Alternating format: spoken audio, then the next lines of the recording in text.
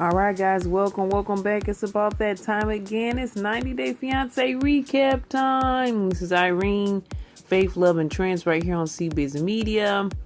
And this time we're doing 90 Day, the original. This is the original series. And we are, 90 Day, fans, you guys know it can be a bit messy. They got 90 days to get married. Is it half the time or more than half the time? It doesn't exactly work out that way.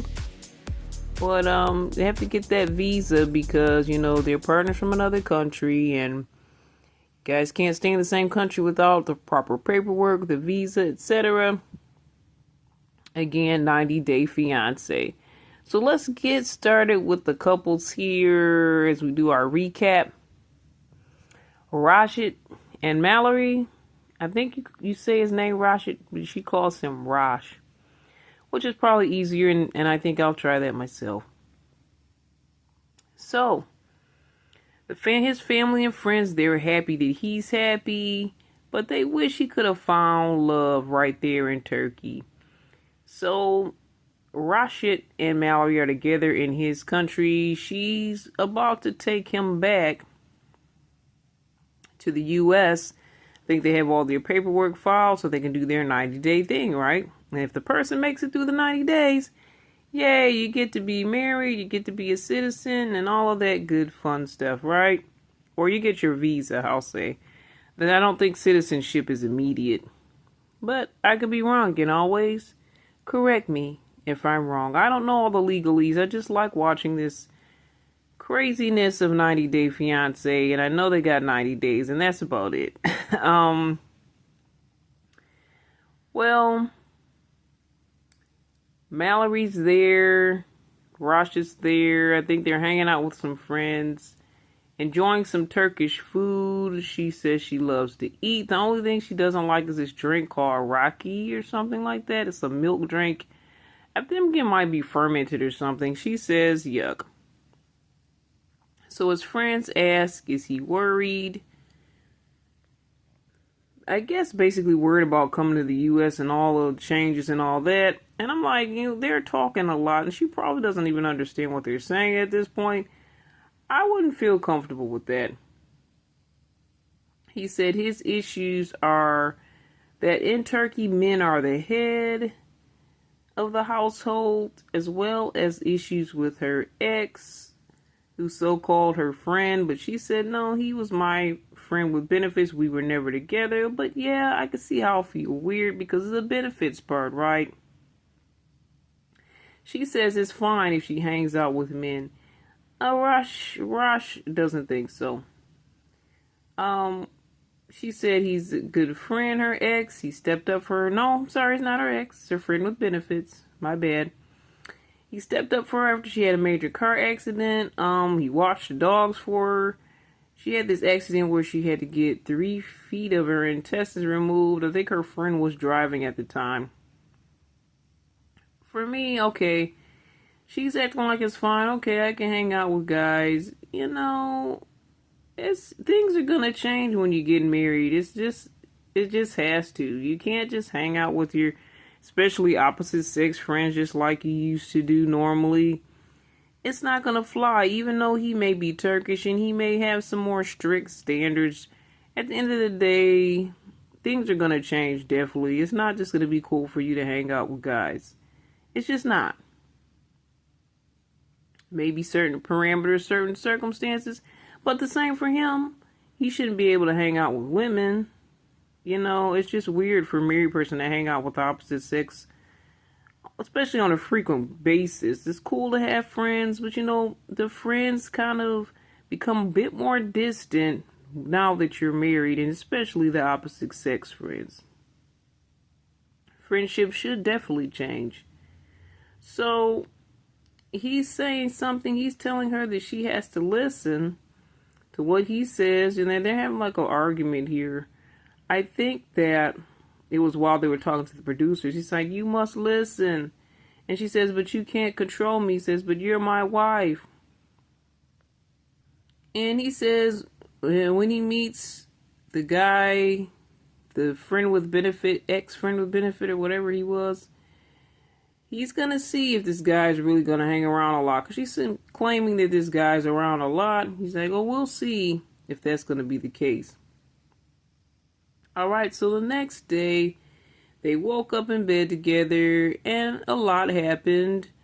Rosh, I guess he couldn't get enough of Mallory.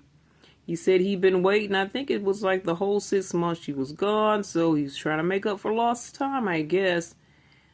It's sad for him to say goodbye to his family, so now they're going to go to his family's place at his sister's house. They're going to do some Turkish wedding traditions. I think it's the coffee salt thing that they do. I think she puts the salt in the coffee. And I think that's the same thing Sarper and she kind of did. And I'm like, oh, I remember now that he must be Turkish as well. Because I don't remember all of the different nationalities all the time. I apologize, guys. I am learning a bit about culture, but I'm just kind of enjoying the drama of it all, right? But I was like, oh, this gave me a reminder of Shekinah and Sarper. So he can't return for about 2 years. And the family said he's leaving. Mom cries. They seems to have a sweet family. They seem to get along pretty well with Mallory. But it's a sad goodbye. One thing that some family members ask him is, will he help his family because they had an earthquake situation? And I think his parents are still trying to recover from that. So he said he has to talk to her. He has to ask her for money because he won't be able to work right away. Was a couple months or so. So he has to ask her for money. A conversation they have yet to have. So it looks like they're heading to the airport and they have a bit of this conversation, and she was basically saying, people think Americans have all this money. That's not the case. Money goes as fast as it comes. I got a mortgage and all this stuff, she says. And she's like, it's something we're going to have to discuss. He's thinking that it's automatic. So now he's kind of upset that he has to discuss this with her. Well, you should have discussed it earlier. And she said that herself, that, why are you just now dropping this bomb on me? That I'm going to have to help send money to your family. I mean, did he think that was a deal breaker? He couldn't have mentioned it earlier? All right, now let's go to Debbie and Mito. So Mito's been silent. He's been hushed lately. And he's supposed to be coming up there to see Debbie in the U.S. And to change the ticket flight, it's like $4,000. And she texts him that. He says no comment. He let us know, his dad was going through some illness. So he doesn't know if he can come. He was acting pretty upset. And she's saying, will he still come? I wouldn't be surprised if he didn't. But she's wondering if he's on the plane. So her and her daughter go to the airport, hoping for the best. And her daughter says, she hasn't been eating or sleeping because Mito went quiet and he hasn't been corresponding with her. And she's wondering if he doesn't come. So daughter drops her off and says, let me know when to come back and get you, right? So she gets so sick to her stomach, worried about if this guy's coming. She goes and has to, I'll just say upchuck in the restroom. So it's been like an hour later. She sobs and she's like, where is Mito? Is he going to even come? It's an hour after his flight should have been here by now. She waits and she's still hopeful. Okay, so it's been an hour and a half. And Mito finally comes down that escalator. And he's like, surprise, I played you. I'm like, what is this? What is happening? What a way to surprise this woman. Her nerves are on the edge. And Mito, do you even know the person you're dealing with? Because this surprise was not the greatest for her. It was somewhat a happy but upsetting arrival. They say, well, why don't you act for us, Mito? Can you prove that you act? So for the producers, he's acting. It's not really that good. He does, what did he say? I'll be back. You talking to me? He did some of those classic lines from movies. And To me, it really wasn't that great. He says he has to act. I guess that's his dream and purpose for life. But oh yeah, I'm also here to marry that lady that went to go up checking the bathroom because she didn't see me. And then they talk about, they did share some kisses at the airport. And he's like joking, saying she gave him vomit kisses. And she's like, no, I use mouthwash or whatnot. Alright, guys, we're going to move on next to Paula and Thomas. Now, they're new. This is like the third episode or so. So they're new to the season, though the season's just starting.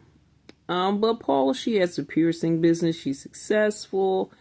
She uses miniatures to manifest her greatness, which is the weird thing. He thinks her tiny things are ridiculous. They have some differences when it comes to that. Meat versus vegan. She's vegan. He's minimalist, and he says she's cluttered because she has stuff everywhere. She believes in magic, and he doesn't. So they met in a volleyball class. I think it was in her country. They kind of became besties. A little bit flirting, but flirty-ish. But she had a boyfriend, so she wasn't trying to be with him.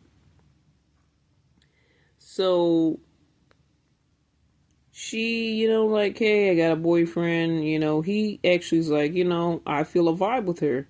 So I'm going to see if we can have something. And so, again, like I said, he makes a move. I think he comes to her country and makes a move. And she's like, I had a boyfriend. So after so much time, I don't know how long it was, her and the boyfriend break up. And they kind of become an exclusive couple overnight. And he proposed. They've been engaged for the last 2 years. No rush. I'm glad to hear, they got history. They're not running and rushing into this like a lot of 90-day couples. Their main issue is just difference in lifestyles and philosophies, but I say this can be overcome. So she's arriving today to start her 90 days. She's from Brazil. And, before she arrives, we see a little bit of Thomas's place, and he's sitting on his knees eating at this little small baby table. I'm like, where's your chair, tables, and chair? Are you that minimalist that you don't eat at the table and chairs? Overall, his apartment looked decent to me from what I saw, but I thought that was weird. He's going to try to make her a vegan meal, but can he cook? Maybe. He puts these special spices in there that are supposed to be attracting her, I guess, to show her that, hey, he's the man for her. He can do everything. He can cook. Maybe trick her into believing he's a good cook. I wondered myself, because they showed the scene where he made himself his vegan cake, a gluten cake, but it had like some type of beef, something in it. And she couldn't eat that part, of course. But, the fact that he cooked for himself shows, I know he has to have a little bit of skills in the kitchen, right? So when they get to the airport scene, he has the flag, they have a warm and cheerful greeting. He's like waving the flag, speaking her language. I thought it was pretty awesome. He cries and they keep kissing. And, this is a really important time for them, because this is going to be where their 90 days begin. And she's talking about manifesting this moment. He's like, no, this isn't manifestation. This is work. I put a lot of work into getting you here and filling out these paperwork and all this stuff. She said, okay, honey, you did a lot. You put a lot together, but God first. And I'm like, okay, cool, God first. Because some people talk about manifesting and they're not thinking about God. So for me, I was like, okay, we're on the same page if you're thinking about God with this. So he gives her bean vegan meal in a thermos. And she's like, I'm just going to drink this because I'm really hungry. And she says it's delicious. And he's like, nailed it. He was smiling. I like these two. They really look like they care about each other. They have a history. They've been engaged for a couple years. It looks like they've really invested in this scenario. So I really hope they make it. I know a lot of people like to see messy couples, and that's like the main part of this show, but Actually, seeing a good couple is like a breath of fresh air when it comes to this show. That's something that makes you happy, makes you want to root for that person. That's how I feel. All right, 90 Day, you guys are putting me to work. Here's another couple here. We got Marissa and Edward. They're with the kids. Well, Marissa's with the kids and her ex-husband, who's the baby daddy, of course, and of course, her ex-husband. So the dad's coming to pick the kids up. She says he's a good dad and co-parent, but not a good hubby. And they kind of talk about Edward showing up. No, they're kind of doing a one-on-one where the kids aren't around. And she just wants everything to be at peace. And he said, yeah, but I'm going to really keep it real. He said he didn't like the way he found out about him because the kids told him and she didn't tell him directly. Does this guy want a green card? I think he's doing his due diligence as someone that cares for his ex-wife and someone that cares for his kids. So he's making a lot of sense. Though I'm like, for Marissa, is she just trying to make everything perfect for her babe? Is she really looking into, is this really going to work? Is he really the guy that she needs? Or is she just trying to make everything perfect for bae, not really knowing who bae is? So I think they have a bit of a history, but living together is gonna really seal the deal and spell everything out. Like, especially living in the same country, I'll say that. I won't say you have to live together, but living in the same country where you see each other on a regular basis, it does make a big difference, right? So he brings up the fact you have $1 million home, your family's rich. Is he ready for that part of the scenario? Because he says, I wasn't ready. I assume the rich family judged him. He says if this scenario adds stress to the boys, it's going to be their problem that they're going to have to fix. Excuse me. And he says he's going to have a man-to-man with Edward, definitely, and he'll bite his face off or bite anyone's face off to protect his kids.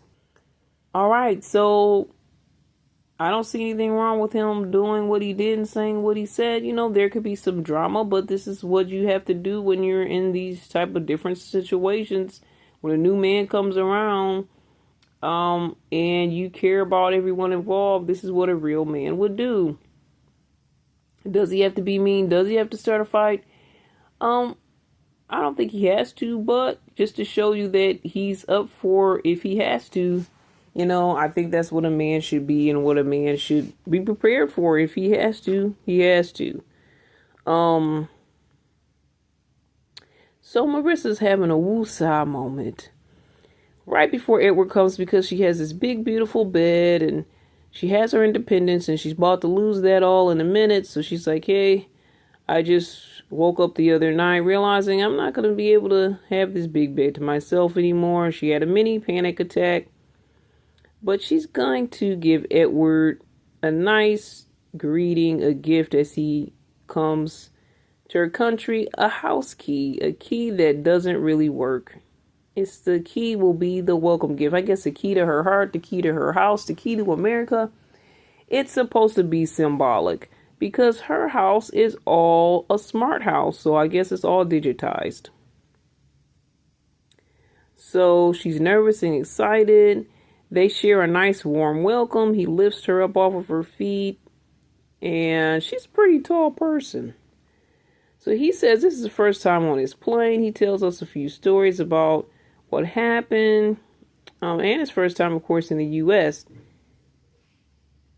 So he kept going to the restroom because he had to check his manhood. If you guys remember, he got a circumcision.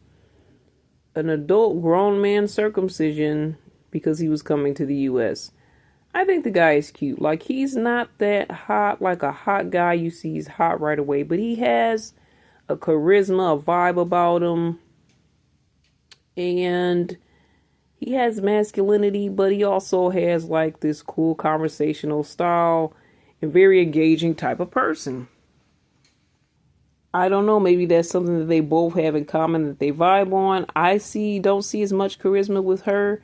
I feel like she gets things done, and maybe she has a nice bank account and all of that connected to her background.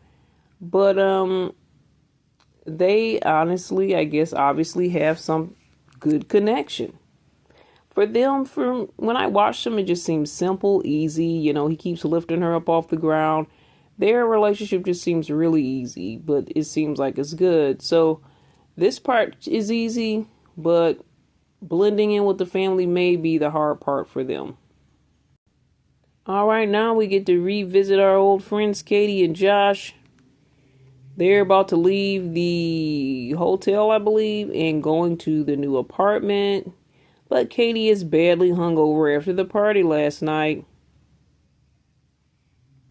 Josh says she was brazenly complimentary about the hookups that she's had previously while she was at the party, talking about that. She doesn't get common decency, respect. No, she kind of doesn't.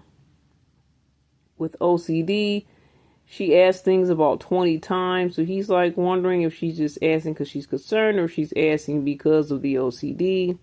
Because she says she doesn't know what she could have done while she was drunk, and she's hoping that she didn't offend anyone, so she keeps asking him that over and over. Josh worries because she drinks a lot, and he wants to have a stable situation before kids can even get involved. For me, I'm like, I would be worried that she just has a drinking problem generally. The kids is important, but it's like, hey, if you just have a drinking problem, I'm just worried on that level, because how do you just do day to day for you and us even before the kids come? But he's projecting to the future of what would be with kids. I mean, yeah, I'm just saying, what would it be every day? Like, unless you're cool with dealing with a drunk person every day. I know she's like in her mid-20s. Still, to me, it's not healthy.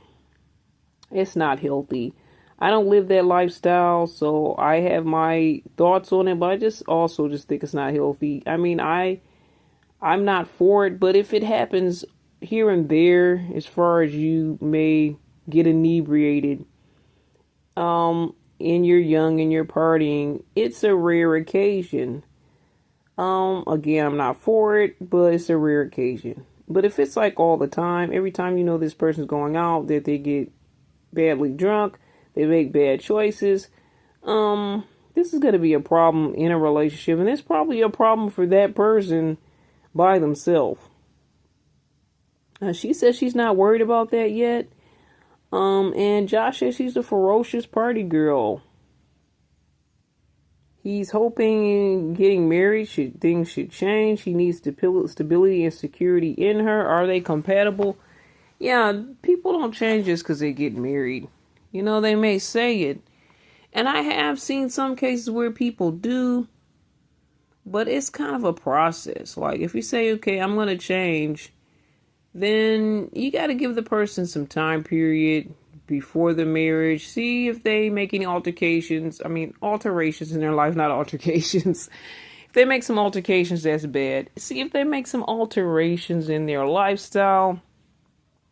And if they're not making a change pre-wedding and pre-marriage, if they're planning to change right after the wedding day and they've made no prep before that, I'm pretty sure they ain't changing. And if they do, it's going to be like pulling teeth. It's going to be a struggle, and it's going to be a fight. And you don't want your marriage to be that. I don't think anyone does, right? Katie and Josh, it's very questionable. I really think Katie needs professional help. Like, this should be something you guys should tackle, like, right away. It's only been a day or two since you've been in the country. Yeah, she definitely needs to tackle that scenario. And if she's already seeing someone, I don't know what other steps she take. She needs to see somebody else. Maybe she needs to see more than one specialist or something for what's going on with her. And yeah, just be upfront and tell her, hey, I don't think we could get married. This is going to be a problem if these certain things don't change. But I would step up and say, okay, and I'll help you. I'll assist you the best I can. I'll help you find resources, whatever we need to do. But This gotta change. And finally, our best friends here, Shay and Annabelle. Besties, no. They're the ones that I love to hate, I hate to see, you know? It's like, what are they going to do this time? But I don't want to know. Anyway, they wake up in that church hotel. They're playing holy music, which I forgot to mention last time. They were playing the holy music while they were doing things unholy. They wake up. She says, you know, things were good. She feels like she was a 19-year-old again. And she was asking him how did he stay satisfied without her for the last 2 years. And then they talked about doing things over the phone, sexy talk or whatever. And she was against it. And he's like saying something about, well, she always had somebody around, so she really couldn't do that. But I feel like he didn't ever really answer the question, because it's like his ex Nicole's like saying he's been flirting around here, messing around there, you know, and he had some days waking up in the bed with his ex Nicole. Who knows what else he could have done. And Nicole's even speculating he's been messing with other women, and for that last 2-year period. I mean, if you did, just be honest about it, sir. So, the question doesn't really get answered from what I see. But she starts dressing him. I'm like, why are you doing that? She loves it. She says she worries that he may feel like, I'm your fiance or your mommy. I think he's okay with it either way. They talk about deer steaks and different, I guess, he does hunting, and he's like different foods that she can make deer steaks with rice and all that stuff. And she says for Filipinos, rice is life. And he's like, no, but you can't just do rice. We have to do variety here in America. It's all different types of things. So I guess they're gonna work on trying different dishes. And I don't know if he's gonna try to get her to cook them. I think she would, though, because she seems like she likes to cook, clean. This is her thing. So he talks about his daughter Allison. She's a boss and she's kind of a bully. And I think he's warning her that, hey, this is what you're going to have to deal with. And she won't let Annabelle get between her and her dad. So Annabelle says she's been on video call with her, so she knows her, she's seen her. She's competitive. And she's kind of nervous to meet her in person. So Anna arrives, Allison hugs her, so that's nice. She's giving her new stepmama to be a hug. River is her daughter. She wants no hug. You know, she's trying to hug the little girl. The girl runs away in fear and fright. I think she ran out of the door, actually, in the dark. Anyway, guess it's cool because no one went after her. The other little baby, Cruz, he's a little smaller. He was cool with it. He was cool with the hugs and the love from Anna. But Anna wasn't happy because it was messy and chaotic. The kids were playing. The dogs were jumping. Hair everywhere. And he's trying to give her the house tour. He's like, I tried to clean up before I left, but here the mess is. Shows her the fridge with everything stocked. And like, yeah, it's not like the Philippines. The oven, which she never had an oven before in the Philippines. And so Allison's like, why don't you go upstairs and check out all the clothes Dad bought you? So they go to the bedroom.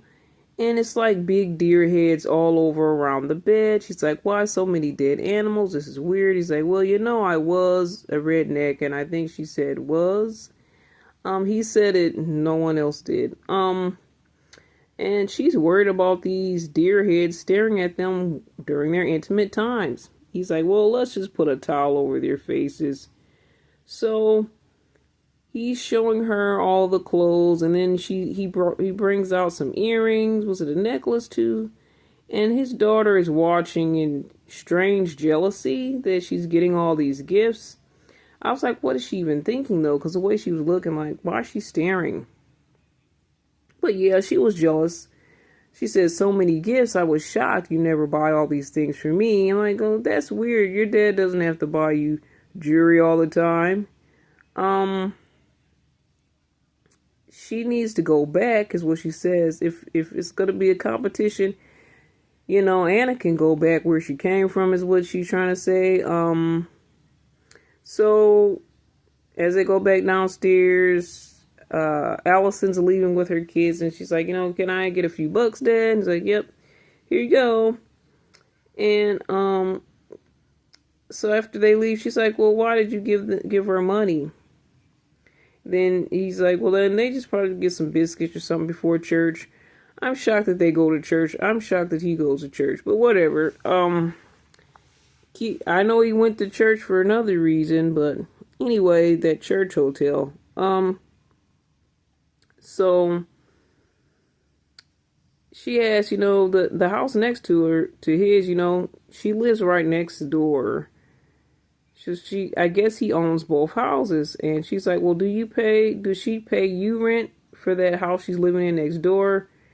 He's like, no, she's been separated. I really haven't asked her. She's a single mom, haven't done that.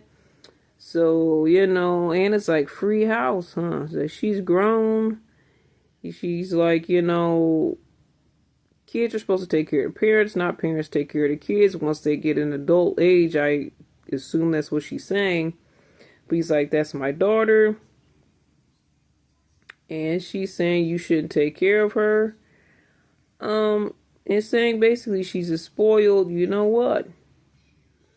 And she thinks the relationship between Shay and his daughter Allison is weird. And she also believes Allison is a troublemaker. I believe all of that is true, Anna. I believe the relationship is very weird. I understand being a daddy's girl, but to what degree? You're grown with your own kids at this point, and if your dad has a possible new wife, why would you compete with her? But I also don't think that she should be thrown under the bus. They already have an arrangement here, and I don't know if you didn't think to ask or he didn't make it clear to you that this is what the arrangement is. It's something he should have told you about and you should have accepted before you came to the country. But I wouldn't be upset unless he's running out of money because of her, because this looks like this is their lifestyle. This looks like what they're comfortable with. I haven't seen him complain. I'm sure that he's not happy that he has to spend all this extra money and help his daughter and help support that situation. But the fact that he's doing it and he's not really complaining heavily about it, I mean, that's kind of their business. I don't think she should come in and say, dictate how they should live and change their lifestyle.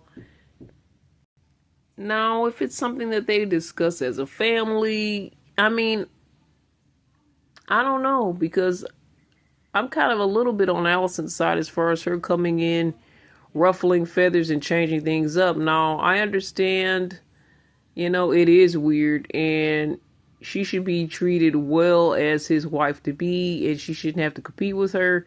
Agreed, but should you just, shake up this young lady's lifestyle when she's been living comfortably with the support and help of her dad? It wouldn't hurt her to try to, I don't know what she does or she has a job for a living or any of that. It wouldn't hurt for her to move forward in her purpose and do more, true enough, but is that really your job to bring that to her attention? No, it would be his job.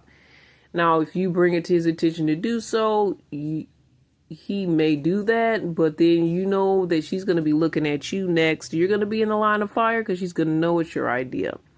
It's kind of a tricky situation. You're dealing with all adult people here that are settled and used to doing things a certain way. So this is kind of tricky to me. I'm